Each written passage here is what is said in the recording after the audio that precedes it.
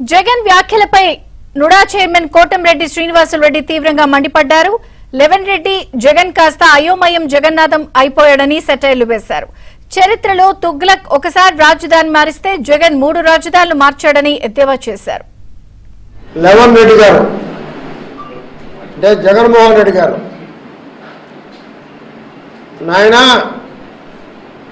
అయోమయం జగన్నాథం, ఆయనకి మరొక పేరు అయోమయం జగన్నాథం. ఆయన అయోమయంలో పడిపోయాడు. అతనికి ఏం అర్థం కాని పరిస్థితులు అయిపోయాడు.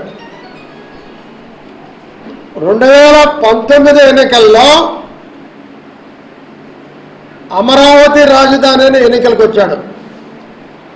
ఆయనకి ఎట్లా పోయాడు, బాబు గారిని వ్యవస్థ కడతానని. 19 నుంచి 24 వరకు 3 రాజధానులు అని చెప్పాడు. విశాఖ, రాయలసీమ, అమరావతి.